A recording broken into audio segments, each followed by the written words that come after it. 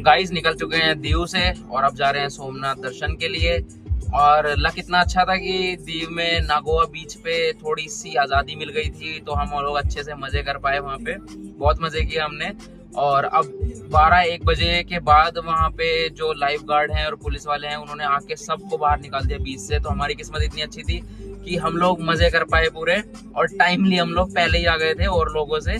तो अब नाश्ता वगैरह करके सीधा निकल रहे हैं सोमनाथ के लिए। पहुंचते हैं सोमनाथ दर्शन, आपको दिखाते हैं वहाँ का नज़ारा। तो चलिए चलते हैं वहाँ। दीव के इन खूबसूरत नज़ारों के बाद अब हम निकल पड़े हैं सोमनाथ दर्शन के लिए। दोस्तों, ठंडी ठंडी हवाओं के साथ रास्ते के हर मोड़ पर नेचर अपनी खूबसूरती खुद बयान करती जा रही है। गाइस, मैं जा रहा था सोमनाथ और रैंडम हम शॉट्स के लिए रुके थे, मैं और शैली। इतने अच्छे फोटोज आ रहे हैं ना यहाँ के, मैं आपको बता नहीं सकता। और बिकॉज ऑफ दिस ग्रीनरी, ये ग्रीनरी ना बहुत अच्छी है। और देखो इस ग्रीनरी ने मुझे क्या दिया, छोटा सा एक नारियल। तो आप भी इस ग्रीनरी को बरकरार रखने में मदद करो। बहुत अच्छा लगा मुझे यहाँ आके, इतनी शांति सुकून मिल रहा है ना। तो मैं चाहता हूँ ये ग्रीनरी ज़्यादा से ज़्यादा बढ़े। और ये जो आपको ग्रीनरी दिख रही है ना पीछे, ये आप और हमारी वजह से ही हो सकता है। तो गाइस, पेड़ लगाओ, ग्रीनरी बढ़ाओ और अपने जो आसपास की जगह है ना वो सुंदर बनाओ। मन में महादेव के दर्शन की कामना लिए हम पहुंच चुके हैं बहुत ही प्यारी सी नगरी सोमनाथ। चलिए दोस्तों, अब अपनी गाड़ी को पार्किंग में लगाते हैं। ये पार्किंग सोमनाथ ट्रस्ट द्वारा संचालित है, जो कि काफ़ी क्लीन और वेल मेंटेन्ड है। यहाँ पर कार पार्क करने के 50 रुपीज़ चार्ज हैं, जो कि 12 घंटे के लिए वैलिड होते हैं। तो दोस्तों, हम लोग आ गए थे सोमनाथ बीच पर, और ये मेरे पीछे आप देख सकते हो यहाँ का नज़ारा। चलिए दोस्तों, आपको लेकर चलते हैं सोमनाथ बीच पर। और यहाँ एंट्री के लिए 5 रुपीज़ पर पर्सन का एक टिकट लगता है। बीच पर एंट्री करते ही समुद्र की ठंडी हवा और लहरों की आवाज़ दिल को एक अलग ही सुकून देती है। यहाँ बीच पर आपको हनुमान जी की एक विशाल प्रतिमा देखने को मिलेगी, जो कि बहुत अद्भुत और सुंदर है। सामने ये खुला आसमान, चमकता पानी, सच कहूँ तो यहाँ का हर एक नज़ारा कमाल का है। सफ़र की थकान को थोड़ा कम करने के लिए सोचा पहले बीच पर चलते हैं। मैं हमेशा कहता हूँ ना, सफ़र सिर्फ मंजिल तक पहुँचने का नहीं, बल्कि रास्ते के हर पल को जीने का होता है। और यहाँ का हर एक पल एक अलग ही एनर्जी दे रहा है। हमने भी इस खूबसूरत नेचर का पूरा मज़ा लिया, और कभी कभी बस ऐसे ही पल तो ज़िंदगी भर की यादें बन जाते हैं। तो दोस्तों, हम लोग पहुंच चुके हैं अब सोमनाथ मंदिर, और दर्शन करने चलते हैं अंदर। यहाँ पर कैमरा, मोबाइल, बाकी सामान जो भी है वो अलाउड नहीं है। मैं आपको दिखा देता हूँ क्या क्या अलाउड नहीं है। दोस्तों, सोमनाथ मंदिर में आपको लॉकर रूम की सुविधा भी मिलती है, जहां आप अपने कीमती सामान जैसे purse, mobile phone, electronics, camera सब कुछ सेफली जमा करा सकते हो, और इसका कोई भी चार्ज आपको नहीं देना होगा। तो चलिए, हम भी अपना सामान जमा कराते हैं और चलते हैं महादेव के दर्शन के लिए। तो मेरे साथ जोर से बोलिए, हर हर महादेव। मंदिर ट्रस्ट की ओर से बुजुर्गों के लिए निशुल्क गोल्फ कार्ट और व्हीलचेयर की सुविधा भी मंदिर की ओर से प्रोवाइड की जाती है। दोस्तों, सोमनाथ महादेव का ये ज्योतिर्लिंग 12 ज्योतिर्लिंगों में से सर्वप्रथम ज्योतिर्लिंग है। सोमनाथ मंदिर का आर्किटेक्चर इतना खूबसूरत और मनमोहक है कि यहाँ आपको भक्ति और इतिहास दोनों का संगम देखने को मिलेगा। स्कंद पुराण के अनुसार चंद्रमा ने राजा दक्ष की 27 पुत्रियों से विवाह किया था, लेकिन चंद्रमा उनमें से एक रोहिणी से सबसे ज्यादा प्रेम करते थे, जिस वजह से राजा दक्ष ने क्रोधित होकर उन्हें श्राप दिया था। इसी श्राप से मुक्ति पाने के लिए चंद्रमा ने शिवजी की कठोर तपस्या की, और उनकी तपस्या से प्रसन्न होकर शिवजी ने उन्हें स्वयंभू ज्योतिर्लिंग के रूप में दर्शन दिए। चंद्रमा को श्राप से मुक्ति मिली, और तभी से ये स्थान सोमनाथ यानी कि चंद्रमा के देव कहलाया। हेलो साथियों, तो हम लोग दर्शन कर आए थे श्री सोमनाथ महाराज जी के, और दर्शन बहुत ही प्यारे हुए हैं, बहुत ही अद्भुत दर्शन हुए हैं। और मतलब इतनी आनंद की प्राप्ति हुई है दर्शन करके, बहुत अंदर से खुशी हो रही है। और अब इस मंदिर प्रांगण से होते हुए हम जाएंगे बाहर। चलिए दोस्तों, इसी के साथ आज का सफ़र यहीं ख़त्म होता है। मिलते हैं आपसे कल सुबह एक नए दिन और नए एक्सपीरियंस के साथ। तब तक के लिए शुभ रात्रि। जय श्री कृष्णा दोस्तों, आज है हमारा डे 6 गुजरात सीरीज़ का। कल शाम हम पहुंच गए थे सोमनाथ, सुबह सुबह किए बाबा के दोबारा से दर्शन, जो कि बहुत अद्भुत थे। और अब हम होटल से निकल रहे हैं लोकल प्लेसेस विजिट करने के लिए। तो मैं दिखाता हूँ आपको कितनी भयंकर बारिश हो रही है सोमनाथ जी में।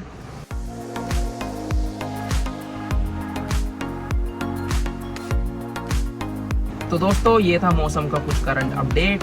तो बढ़ते हैं आगे की ओर और करते हैं अपने लोकल प्लेसेस विजिट। तो दोस्तों आज हम एक्सप्लोर करने वाले हैं सोमनाथ के कुछ लोकल एंड हिडन प्लेसेस को। और रास्ते में आप देख सकते हैं ये बड़ी बड़ी बोट्स जिनका इस्तेमाल यहाँ के मछुआरों द्वारा मछली पकड़ने के लिए किया जाता है। हेलो दोस्तों, तो हम लोग आ चुके थे भालका तीर्थ, जहाँ पे हमारे भगवान श्री कृष्ण के पैर में तीर लगा था। तो दिखाता हूँ मैं आपको, ये है भालका तीर्थ। और आप इधर सोमनाथ मंदिर का रास्ता है, इधर से आप यहाँ आ सकते हैं। आप ऑटो, बस, टैक्सी, अपनी कार इसके थ्रू आ सकते हैं इजीली। चलिए दोस्तों आपको लेकर चलते हैं मंदिर के अंदर। और ये वही स्थान है जहाँ भगवान श्री कृष्ण ने अपना अंतिम समय बिताया था। विष्णु पुराण के अनुसार जब भगवान श्री कृष्ण यदुवंशियों के आपसी झगड़े से दुखी होकर वन में एक पीपल के वृक्ष के नीचे विश्राम कर रहे थे, तब जरा नामक एक शिकारी ने हिरण की आंख समझकर उनके पैर में तीर मार दिया था। शिकारी को जब पता चला कि तीर भगवान कृष्ण को लगा तो उसने क्षमा मांगी, लेकिन भगवान कृष्ण ने उसे क्षमा कर दिया और बोला कि यह उनके कर्मों का परिणाम है। इस घटना के बाद भगवान कृष्ण मानव शरीर त्याग कर बैकुंठ धाम को प्रस्थान कर गए थे। यहाँ मुख्य मंदिर के साथ साथ और भी कई छोटे छोटे मंदिर हैं जो भगवान शिव को समर्पित हैं, जहाँ श्रद्धालु आकर पूजा अर्चना करते हैं।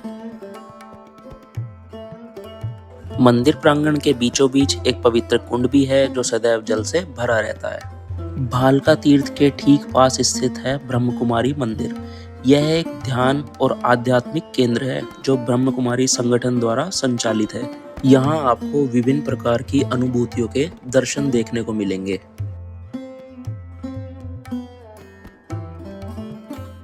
चलिए दोस्तों अब आपको लेकर चलते हैं अपनी अगली लोकेशन, जो कि है भीड़भंजन महादेव। माफ़ कीजिएगा दोस्तों, अंदर कैमरा अलाउड नहीं है तो मैं आपको अंदर के दर्शन नहीं करा पाऊँगा। तो साथियों हमने दर्शन किए हैं भीड़भंजन महादेव के, और वहाँ मंदिर से दर्शन करके अब हम यहाँ मंदिर प्रांगण में एक और मंदिर है जिन्हें रोटलेश्वर महादेव कहा जाता है, उनके दर्शन के लिए आए हैं। यहाँ आपको महादेव के एक अलग ही स्वरूप के दर्शन होंगे। तो कमेंट बॉक्स में लिख दीजिए हर हर महादेव। दोस्तों अब हम आ गए हैं बाणेश्वर महादेव, जो कि भीड़भंजन मंदिर के बिल्कुल पास पड़ता है।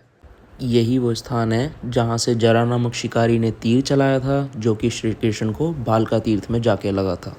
यहाँ आपको समुद्र के बीच 3 शिवलिंग देखने को मिलेंगे। सामने आप 2 शिवलिंगों के दर्शन एक साथ कर सकते हैं। तीसरे शिवलिंग के दर्शन के लिए आपको थोड़ा सा आगे चलना होगा, और सामने आप देख सकते हैं वो है महादेव का तीसरा शिवलिंग। तो दोस्तों अब हम आ चुके हैं वेणेश्वर महादेव टेम्पल, जो कि 5000 साल पुराना मंदिर है। तो चलिए चलते हैं और दर्शन करते हैं वेणेश्वर महादेव के।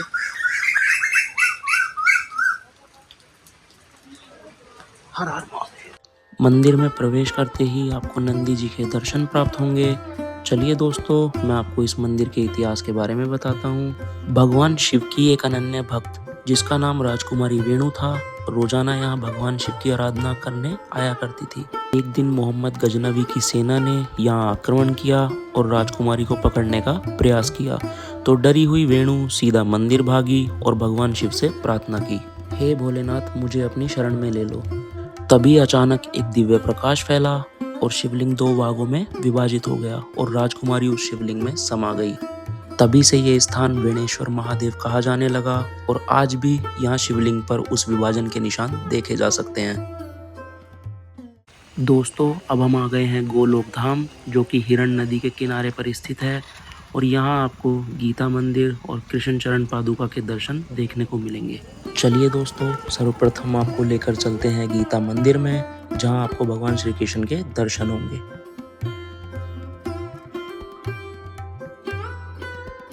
जिस पर भगवत गीता के 18 अध्याय बारीकी से अंकित किए गए हैं। तो दोस्तों गीता मंदिर के दर्शन के बाद अब आपको लेकर चलते हैं बलदेव जी की गुफा की ओर। दोस्तों ये वही स्थान है जहाँ से भगवान कृष्ण के बड़े भाई श्री बलराम जी धरती पर अपना समय समाप्त करने के बाद पाताल लोक को चले गए थे। आइए अब आपको लेकर चलते हैं लक्ष्मी नारायण मंदिर, जहाँ पर आपको भगवान विष्णु और उनकी पत्नी लक्ष्मी जी के एक साथ दर्शन प्राप्त होंगे। दोस्तों, ये है चरण पादुका मंदिर, जहाँ पर श्री कृष्ण जी ने अपना शरीर त्यागा था जब उनको बाण लग गया था। यहाँ के दर्शन के लिए आपको लक्ष्मी नारायण मंदिर के ठीक सामने आना होगा।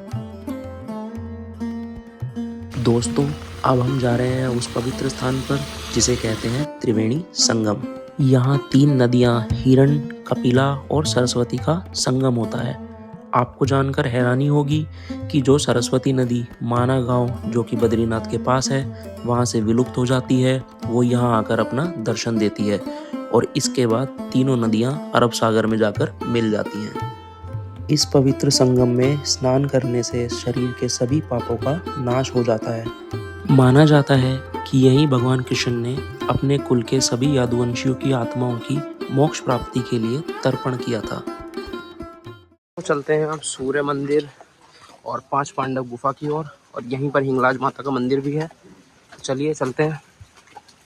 दोस्तों, हम आ गए हैं सूर्य मंदिर, जो कि भगवान सूर्य नारायण को समर्पित है। आइए आपको लेकर चलते हैं 5 पांडव गुफा की ओर। गुफा का रास्ता थोड़ा छोटा है, इसलिए सावधानी से गुफा के अंदर जाना होगा। ये वो स्थान है जहाँ पांडवों ने अज्ञातवास बिताया और हिंगलाज माता की पूजा की, जो कि पांडवों की कुल देवी थी। चलिए दोस्तों, हिंगलाज माता के दर्शन के बाद अब आपको लेकर चलते हैं अपनी अगली और आखिरी लोकेशन, जो कि है श्री राम मंदिर। मंदिर का मुख्य द्वार धनुष की आकृति का बना हुआ है, जो कि बेहद अद्भुत है। इस मंदिर का आर्किटेक्चर सोमनाथ मंदिर की तरह बेहद अद्भुत और मनमोहक है। अगर आप सोमनाथ आ रहे हैं तो इस मंदिर के दर्शन करना बिल्कुल ना भूलें।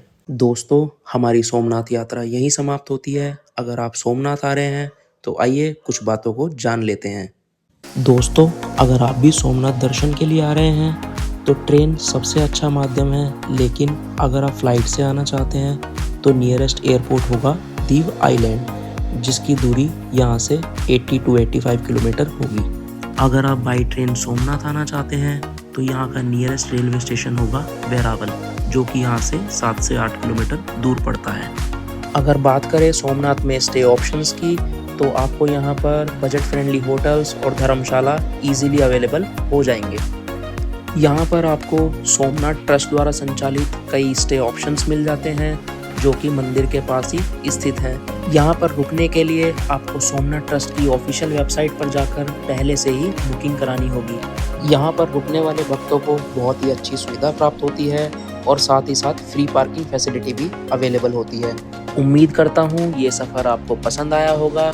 अगर वीडियो पसंद आया हो तो लाइक, कमेंट और शेयर ज़रूर करें, और हाँ, मेरे चैनल को सब्सक्राइब करना ना भूलें।